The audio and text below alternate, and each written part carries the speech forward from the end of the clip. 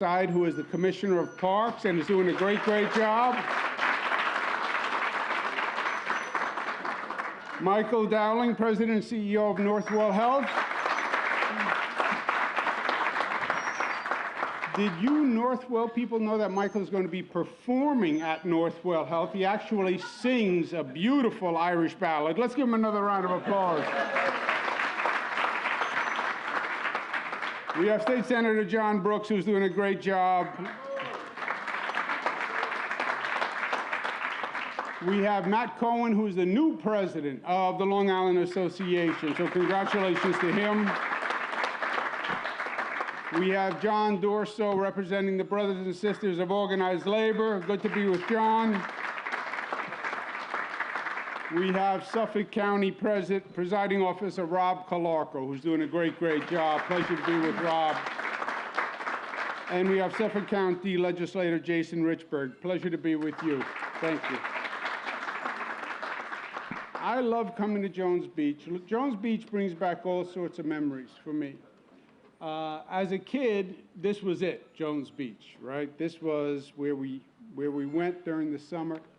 My grandparents used to take me. My father was doing whatever he was doing. You know, those politicians, they work all the time, those people. But the choice would be Jones Beach or Sunken Meadow. That was the big choice. That was the variety where we would go. And I would come out as a kid with my grandparents and some of my sisters. And we would spend all day at the beach, just all day at the beach.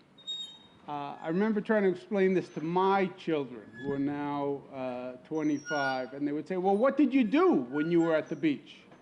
I said, that was it, you were at the beach. You'd go into the water, you'd come back, you'd sit on the towel. Yeah, but what would you do? I said, that's it, that's what you did. You went into the water, you swam, you came back, and you played, you know. But think about it now. No telephone, no texting, no Instagram. So you sat there for 5, 6 hours, and you talked. You talked. And I was so close to my grandparents, I think partially because of that. You know, all the stories that they had a chance to tell, all the lessons they had a chance to tell. Different days. I remember thinking that the Jones Beach parking lots had to be the largest parking lots in the world. Remember when you would get a spot and then you'd have to walk all the way across? I didn't appreciate really the marvel that Jones Beach was as an accomplishment. I mean, think about it. Robert Moses, say what you will. Jones Beach, 7 miles of fill. Jones Beach, but there was no beach, right? It was all marsh. They filled 7 miles with 14 feet of fill to create Jones Beach, and then built those magnificent structures, right? If you proposed a project like that today, they would say it's impossible. Why did our ambition and confidence drop rather than increase? Think about it. Why were they so sure they could do it? The whole highway system that was going to come out, they believed in their capacity. They believed in what they could do. We need that back. Let me give you some facts and numbers on where we are today. Today, the positivity rate, really yesterday, the positivity rate, state of New York, was 1.09, okay? That's very, very low. To give you an idea of how low, 1.09, the national average was 2.6%, okay? So we are less than half of the national average. Give New Yorkers an applause, round of applause. You see in the numbers, and we've seen this all along, and we're going to have to study it at one point, but different regions in the state, different positivity rates all throughout the state. Why? One state, everybody gets the same message, same facts, same laws, Why do we have all these different positivity rates? Because it comes down to our behavior as individuals and our behavior as a community. You tell me how you act and what you do, and I'll tell you your likelihood of catching COVID. Tell me if you got vaccinated. Tell me what precautions you take. But you see a different rate all across the state.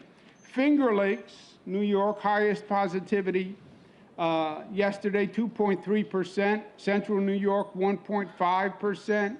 Western New York, 1.4%. Capital Region, 1.1. Mohawk Valley, 0.9. Mid-Hudson, 0.7. Long Island, 0.7. New York City, 0.69. Southern Tier, lowest in the state, 0.6. At one time, Southern Tier was one of the highest. And that message communicated. And the community changed its behavior. Statewide, 0.9%. Our 7-day positivity, 0.9, lowest level since September 21, 49 straight days of decline. Isn't that great news?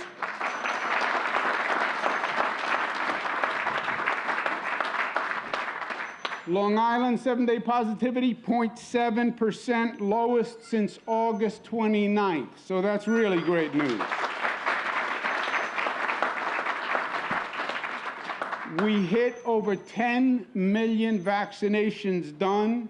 64% of New Yorkers now have at least one shot.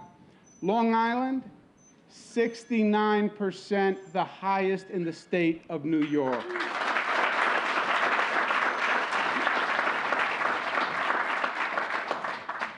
Just so we know it's not yet time to fully celebrate, some people want to say, well, COVID is over now. It's over. It's not over. It's managed. It's not over. 14 people passed away yesterday in the state of New York from COVID. And a troubling trend, the number of vaccinations is dropping off dramatically. We're now doing fewer than 100,000 per day. That's a dramatic decline, 55% decline in how many vaccines that we've been doing. So we have to make sure that this complicated message, we're managing COVID, we're doing well, the positivity rate, is not misunderstood to say it's over. It's not over. We are managing it by what we are doing. And the tool that manages it is the vaccination. And that is key to keep that vaccination going. But there's no doubt, on the other hand, that we are in a much different place in COVID. And we're on the beach, getting ready for Memorial Day. Seasons change, right? And the season has changed. The longest night eventually gives way to the dawn. And the coldest winter literally yields to the sun at the end of the day. And COVID has been a long, cold, dark winter. But the season has changed and we're on the right side. We have the beast contained, but we have to continue to contain the beast. Now, we're in the reopening phase. I talk to governors all day long. This year I'm chairman of the National Governors Association. And the governors are talking about we have to reopen, we have to reopen. Countries are talking about we have to reopen, reopen. I don't talk about reopen. Reopen suggests we're going to go back to where we were the day before COVID. We're going to reopen. We're going to go back to where we were the day before COVID. No. Life is not about going back. Life is about going forward. I don't want to go back to where we were the day before we started COVID. I want to go forward. I want to learn from this past year. I want to learn from the pain. I want to learn from the positive of what we've learned. And make sure that not only do we reopen, but that we reimagine New York. And we reimagine what we can be. And we build back better than we've ever been before. That's what we do. We seize the opportunity. What did we do after Hurricane Sandy? Nobody said, let's replace everything that was there. That wasn't our goal. We learned a lesson from Hurricane Sandy. We got knocked on our rear end. Open your eyes and learn from what happened and improve. There were homes that were wiped away, where I was there with the owners, crying, everything gone, their life gone. You go back to those homes today, they're elevated. Why? Because we learned. The electric grid was all underwater. Why? Because the transformers were on the ground. And the water came up, and all the transformers were submerged. Elevate the electric grid. Elevate the transformers. Get it out of the water. And that's the new electric system we have. And let's take the moment to say, what should we have done that we hadn't done? We just announced a new Bay Park treatment plant. Bay Park treatment plant was a problem for 15 years. It would get overwhelmed and drop everything into the channel. And now we have an entirely new treatment plant with a pipe that goes 3 miles out to the island, into the ocean. Why? Because you learn and you grow. And that's what we have to be doing here, and that's what we have to be doing now. We're off to a great start with our state budget, which we passed. It's on time. We got it done this session.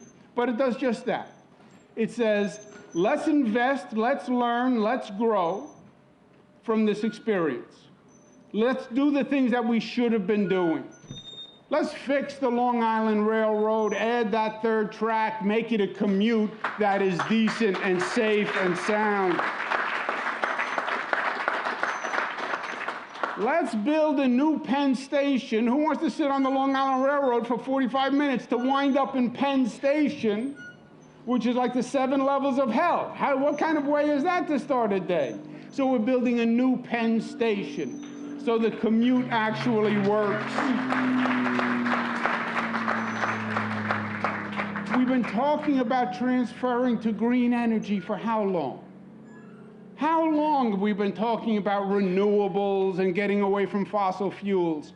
Do it now. New York State is embarking on the largest renewable energy project in the United States of America, in this state, on this island, with wind turbines and cables, bringing power to Long Island. So we are finally have a sustainable energy source that saves the planet.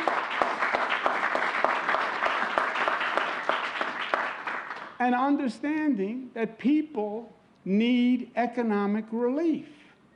Taxes on the middle class are out of control. We cut taxes for the middle class in this budget. Finally, we cut middle class taxes, and we said to Washington, the worst tax we have in this state is what? It's not the state income tax, it's the property tax. Highest property taxes in the United States of America. Nassau, Westchester, Suffolk. Property taxes are higher than the income taxes in this state. And what did this federal government do over the past 4 years? They passed something called SALT, state and local tax deductibility. They ended the deductibility of state and local taxes. It was complicated, so they got away with it because people didn't really understand it. It basically raised your property taxes 30, 40, 50%.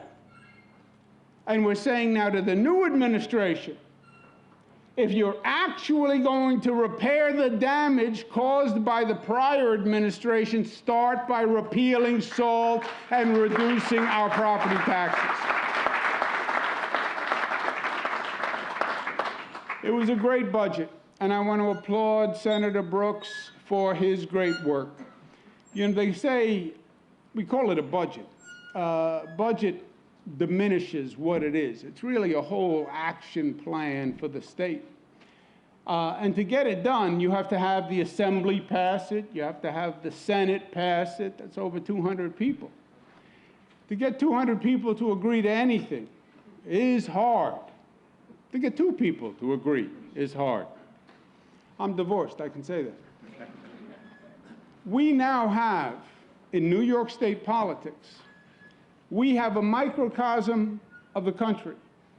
We have the most conservative conservatives in the country. We have extreme conservatives on one hand. And then we have the most liberal, not even liberal, we have socialists now. They call themselves socialists. So you have extreme conservatives on one side, you have socialists on the other side, and to get a budget passed, you have to find a way through the middle. And it is hard to do. And I'll tell you, Senator Brooks was a champion in getting it done.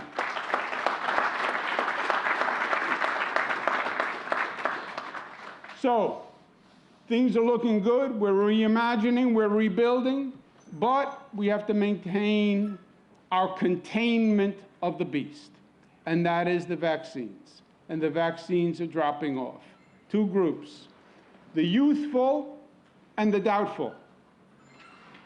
The youthful, because young people, really the way we introduced this was not a young person problem, right? It was introduced that if you're young, you may get it, but it's not going to kill you. Plus, you're young, you think you're a superhero anyway when you're young, right? Nothing can hurt you. When we started the vaccines, we said it was for older people, not younger people. So we introduced COVID saying young people don't have to worry about it. But young people do have to worry about it. They can get sick, and they can transmit it to someone without even knowing. So focusing on young people to get the vaccines, and then what I call the doubtful. Doubtful people who are doubtful of a vaccine. I don't like needles. I don't know that I need it. Government tells me to do it. I don't believe government about anything. And I'm nervous. I'm nervous about it. I don't know if it works. 10 million New Yorkers have taken it. It has been proven internationally. Almost every major medical official in the country will tell you, take the vaccine, it's safe. So those are the 2 groups we're targeting. And we're adding incentives. If you get a vaccine, you get a lottery ticket.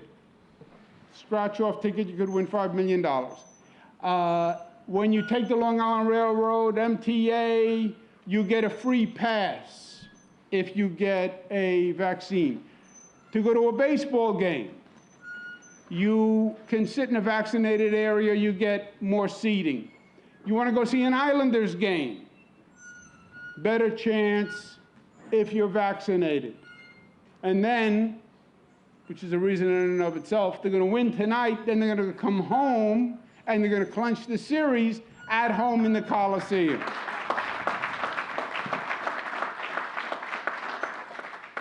So today we announce a new incentive, a shot in the park. You like that? Shot in the park? I didn't come up with that.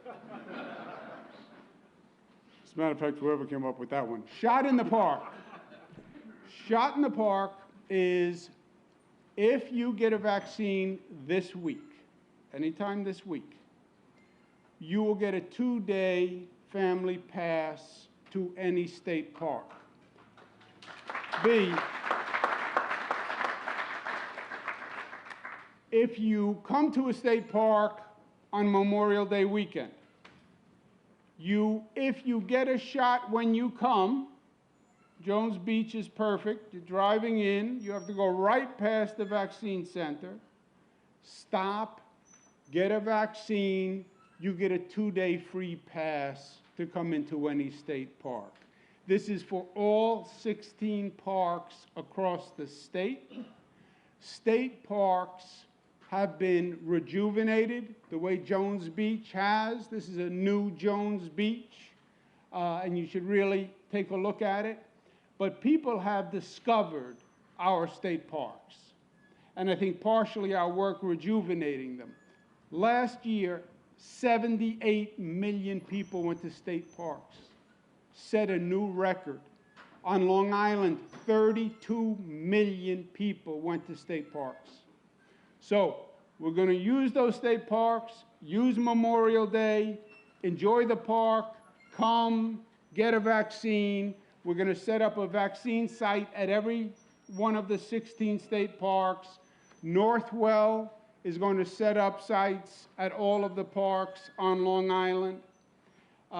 Right after Mike Dowling performs at the Northwell Theater, because first things first. Then they're going to set up their pop-up sites for all the state parks on Long Island. It's easy, it makes sense, it's smart, you don't have to go out of your way, and it is the right thing to do. My last point is this: it's Memorial Day, and we remember those who gave their lives on Memorial Day, gave their lives for this country, fought for freedom because freedom isn't free. I also think we should remember this past year on Memorial Day, remember the 42,000 New Yorkers who died. 42,000. Remember the 1,000 essential workers who died giving their life. Giving their life. Seasons change, but memories have to remain. Lessons have to remain. Remember how frightening COVID was when it started. Remember how frightened people were they wouldn't come out of their homes. Walk into a hospital during COVID, and it was like you were walking, landing on outer space. People covered with garb, head to toe, face shields. You couldn't even see a person's eyes or face. They wore name tags with pictures in the hospital, just so the patient could see some humanity. Nobody knew how it spread. Nobody knew how really it was transmitted. And you had people who showed up every day to fight that disease. It takes a special person to run into a fire to save someone. It takes a special person when every instinct in your body says, that's dangerous. Don't go there. Run away. It takes a special person to say, no, I'm going in because I think I can help someone. And the essential workers did that day after day after day after day.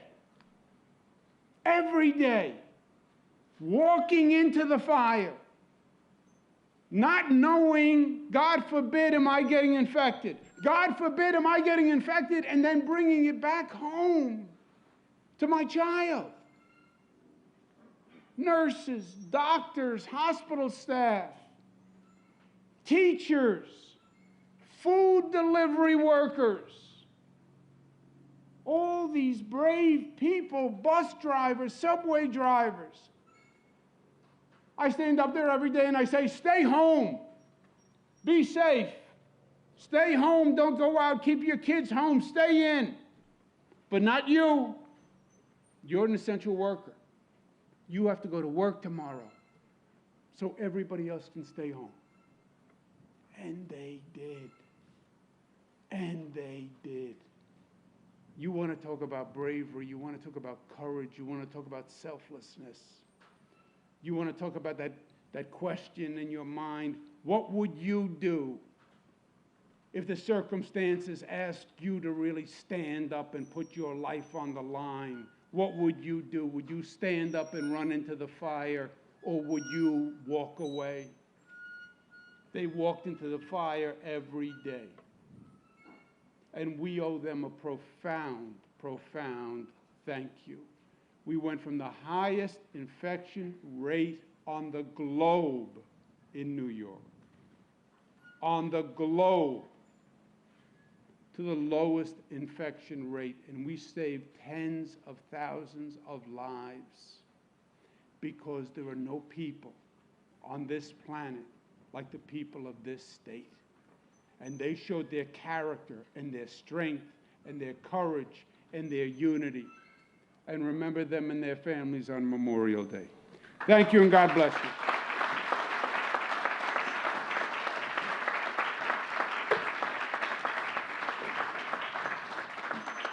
Let's give my friend and a real talk about an essential worker, talk about a hero. Michael Dowling's name is at the top of the list. Ladies and gentlemen, Michael Dowling.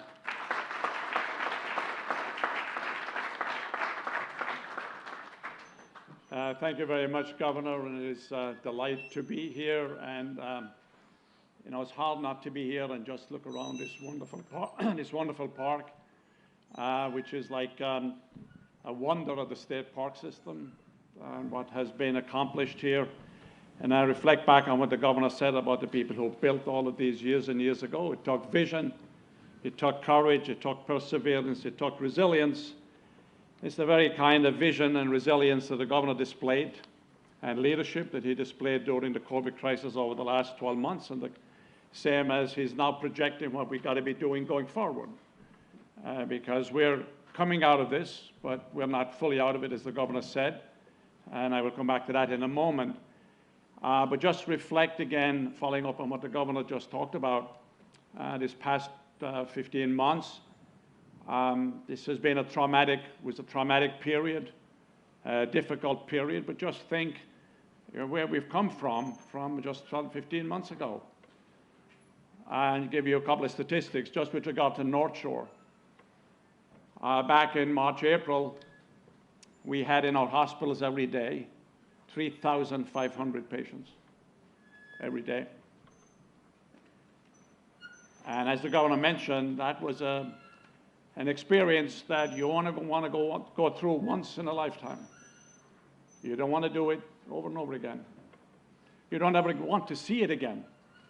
Because when you were on those floors, as I was almost every day, and as the staff here, Northwell staff on the side, who were on the floors every day, but they saw, you only want to see once. But right back then, we had 3,500 patients. Today, we got 195.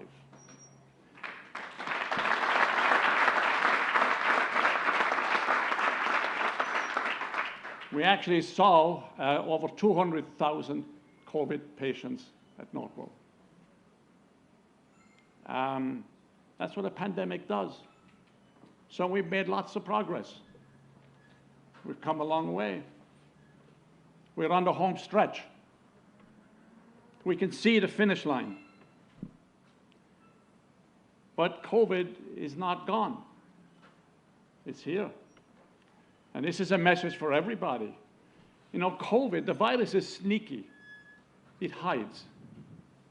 It hides in the shadows. The biggest danger is thinking it's gone, disappeared. I'm out, I'm having a great time, I'm going to the beaches, I'm going to the restaurants, and I don't have to do the things you should do. But no, it's hanging around. And it's waiting to pounce. And we don't know who it's going to pounce on. Right? It can be anybody. There's only one sure way that we can get to the finish line, and that's to make sure that everybody gets vaccinated. That is the cure-all. So everybody here and everybody that's watching has to become an ambassador to say, if you want to get to the finish line, if you want to put COVID in the rear view mirror, and you want to say we are out of it, what we have to do is to make sure that everybody gets vaccinated. It works. It is safe. The science works. Now we have people who are hesitant, understand that. But that takes an obligation on the rest of us to continue to educate them, continue to inform, continue to advise, continue to say to them that they have an obligation and a responsibility to themselves, to their families, to their neighbors, and to the rest of us. Because you don't want to repeat what we have seen over the past 12 months. And it affected certain populations a lot more than it affected other populations. People of color were disproportionately affected. Raises the obligation for everybody, people of color and everybody, to get vaccinated. Now, as the governor mentioned, we will be vaccinating over the next couple of weeks in all the parks around here, because what we want to do at the governor's direction is to make it simple, make it easy. So we are going to bring the vaccine to where you are going to be. So it is our obligation and everybody's obligation, everybody who's watching, to basically be saying, from now on, I'm going to leave here today and I'm going to convince 3 people that I know who are hesitant to get the vaccine. Because we want to put this behind us. We want to rebuild the economy. We want to get back to a new normal, not going back, as the governor said, the way it was pre-COVID, because the world has changed. Every organization, including Northwell, including the state, are all now reimagining how to readapt to the new world that we're in. What are the new challenges?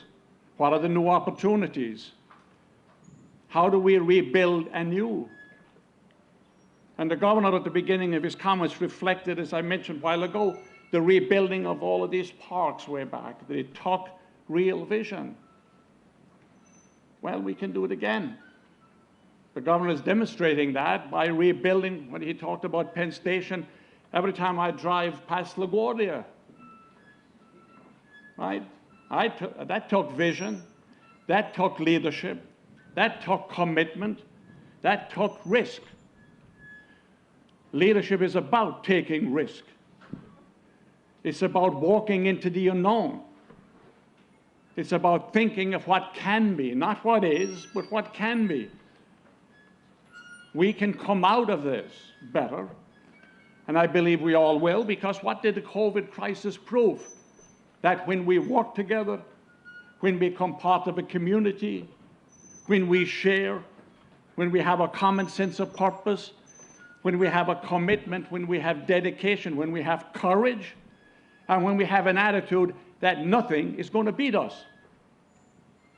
COVID was not going to beat us, and it won't if everybody does what everybody has to do. We're very fortunate. And again, we've been doing an awful lot recently. We have, at Northwell, we have a number of events coming up on, we call Side by Side, which is honoring veterans. By the way, let me make a plug on this. On the 27th of this month, we'll have an NBC show celebrating essential workers and veterans.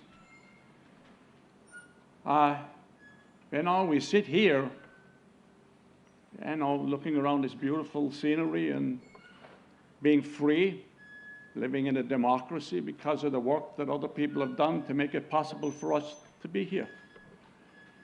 So this is a special time to reflect, learn, and then move forward and rebuild stronger than we were before.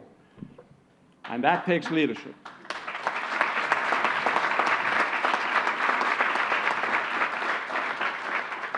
And that takes the kind of leadership that the governor possesses, the leadership that I observed so closely all during the past 15 months. And of course, we've known each other a long time, and I have observed it many years in the past. But that's the kind of leadership we need going forward. Optimistic, positive, not looking at a challenge, but looking at opportunity. But in the meantime, now, we put COVID in the rearview mirror. We say goodbye to it. We've had enough of you. You've lived with us for 1.5 years. To hell with you now. You're gone. Vaccinate. Okay? Thank you so much.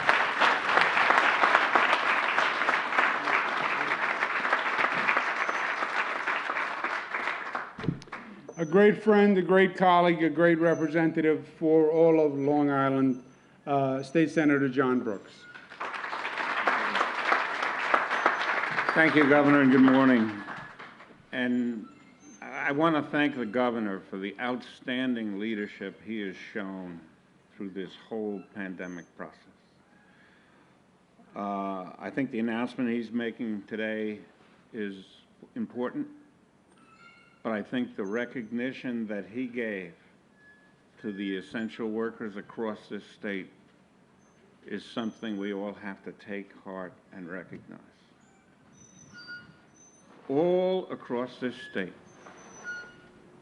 when there was a need, they went into the fire, as the governor put it, day in and day out. We can never, ever, ever fully recognize or reward all of the essential workers of this state. But we can remember what we saw. Heroes, each and every one of them, all across the state. We are in a situation today, and we're joined with our Parks Commissioner, Ella Cusack, and the President of Discover Long Island, Christine Jerrigan, on a program that has been announced to allow families across this state to have the opportunity to enjoy our park system. By doing what? By doing the right thing. By getting themselves and their families vaccinated.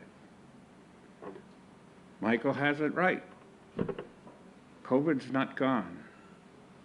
It's still there. And we've seen the wicked and nasty turns it can take. But we, collectively, by getting a vaccine, can help put this to bed. So on this coming week, all of us have an opportunity to do the right thing, to go out to one of our state parks and be vaccinated. It protects you, your neighbors, your family, all of us, as we put this nightmare to bed. But never, ever, ever let us not remember the thousands and thousands and thousands of citizens across this state, the essential workers, who stepped forward and saved the lives of so many of us. We have a lot to be thankful for. Let's take advantage of this proposal to get the vaccines that we still need and enjoy the benefits that state parks like this one make available to all of us. So for all of you that have gotten your vaccine, thank you. For those of you who are unsure, look around. Look around at everything that we have to offer. Protect yourself to make sure you can continue to enjoy those benefits. Thank you very much.